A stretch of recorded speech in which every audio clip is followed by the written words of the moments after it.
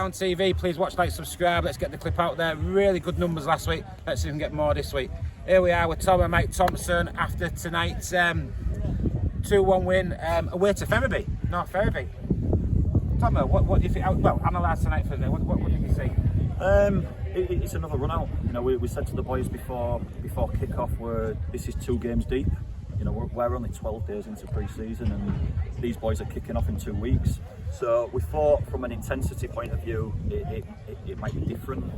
It was definitely going to be different to Scarborough because of where they're at the stage of the pre-season. So, you know, it's minutes in legs. It sounds really corny. It's where we're at. It's minutes in legs, and we're ramping ourselves up to that 6th game in readiness for the FA Cup. But from Test point of view, you know, we're really happy because we got put under a little bit of pressure. We absorbed it well, especially in the first half. The shape was exactly what we were looking for in the way that we're playing those two holding midfielders, and we're taking our chances well. You know, we've got some unbelievable outlets when we work it well. So yeah, we're building every week at the minute. We're building, and we've only had 4 sessions, so we're comfortable and we're happy.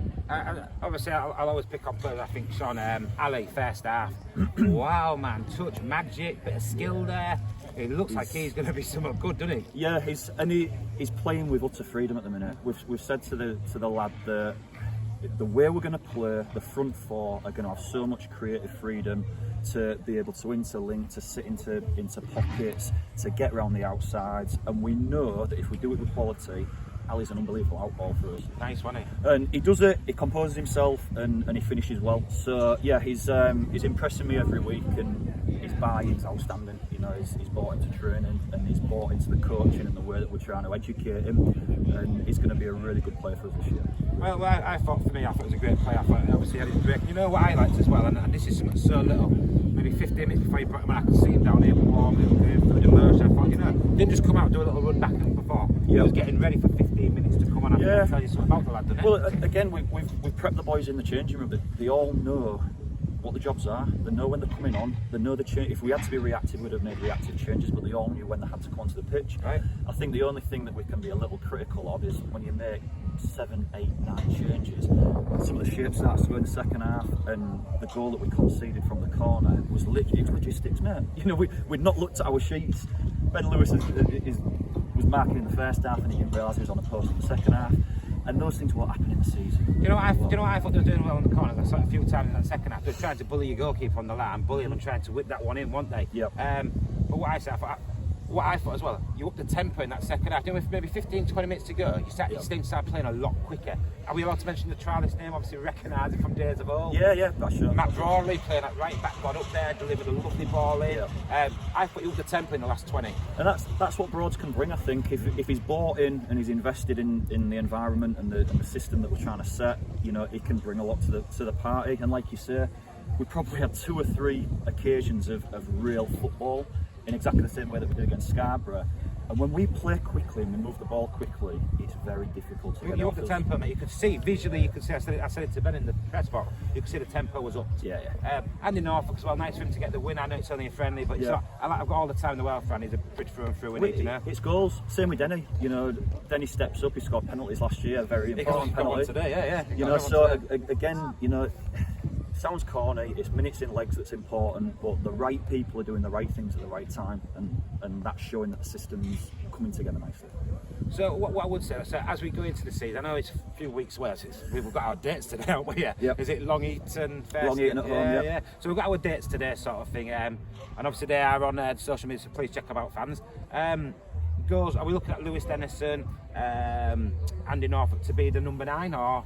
Yeah, well, again, we're playing around at the moment. If we get the stability of the way the midfield looks, the front 4 can be extremely fluid. You know, we're going to play Ali down the middle. We'll do that. I brought him on specifically on the left-hand side and asked him to just cut in and be dangerous. So yeah, I think we can be fluid with it.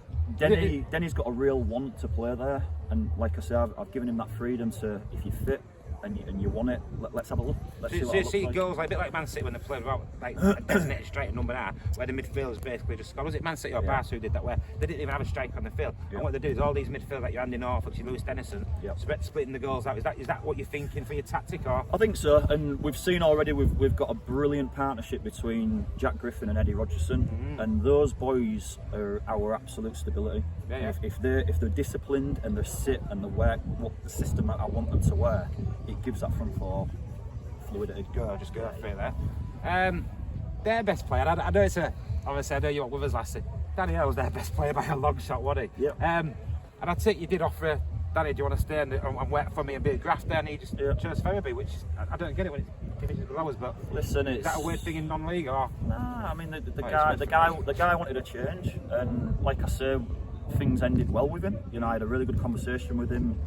We offered him the opportunity to stay, and he wanted to change. So I can't work with anybody that doesn't want to be here. No, I get that. Do you know what I mean? And what's really important about that changing room is that they are really tight already. 12 days into pre-season, and you can see how tight they are because the personalities in there are right. So if somebody don't want to be here, that's fine. The kid's done fantastically well, and he'll be a big player in that division this year. You know, he'll score goals. Another threat that they had as well, and I quite liked that long throw.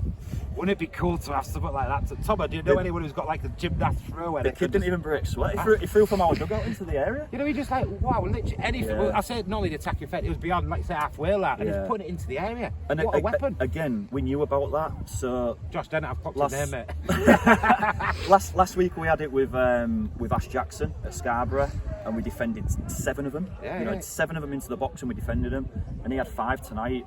And again, we defended them well. So if we're drilled and we're relentless in the way that we do things, I'm comfortable. Get drilled. But it's a bloody weapon. And you can see it just coming in, you're thinking, like you say, halfway lad, banging it into the air, you're like, and if teams switch off and teams don't lock onto it. Stoke did it for years, mate. Stoke did it for years. Yeah. Obviously, let's talk keeps. I get it, just got married, and congratulations to you, sir, you and your good lady.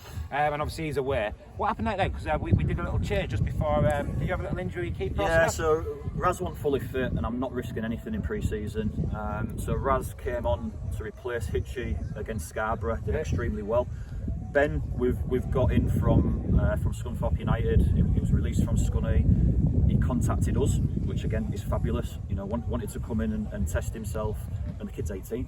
You know, the kid's 18. He's played against a team that have, you know, alongside Hallam, had absolutely dominated the Northern Counties League last year, and he's done extremely well. You know, we're going to have a problem. Me and Ronan have had a real decent conversation. We're going to have a problem because you can't keep 3 guys like that happy. And like I say, with Razz, it was tight, his thigh wasn't great, and I ain't risking that. You know, we've got another 5 games. So I tell you what I thought was beautiful as well. I noticed little things with me now, a little press box. Your goalkeeper coach was behind the goal. Yeah. And I thought that was awesome, man. Well, little words of wisdom probably coming in there. He's asked the question of referees in pre-season, can I do it? Because he definitely can't do it during a league game. And what he wants to do, he wants to pass on as much as he possibly can to these guys in these scenarios. He's telling me that he's useless in the dugout for pre-season. He'd rather be as close to his keeper as he can. It's great. It's where he should be, really, isn't it? When you think about it, keeper coach, now your keeper. Yeah, it makes sense. And he's drilling them boys to the max as well. You know, you want to see them train. You know, I wouldn't like him myself. He really pushes them, and from a fitness perspective, you know, they get really peppered. And it's great because, again, they're invested. They're all over it. And another thing I noticed, obviously, it was like a who's who in the crowd tonight of local people. So I saw the old Gaffer Brett and Lamps and all that. Nice to see you boys. But I noticed another guy, and Jazz Goundry. Can you remember him, like the defensive mid from last year? Yeah. Couldn't miss him because he's like 6'4". Yeah. I clocked him here. I had to make a transfer speculation or rumour, but what a weird place to see a kid just rock up from Grimsby. Well, Jazz has got another year, so obviously Grimsby have been promoted to the Football League, and he's got another year on his contract. We'd love to have conversations with people like that. So, you know, there'll be irons in the fire. I think we need to what I've said to Pete is we need to utilise that loan market, but we need to do it properly.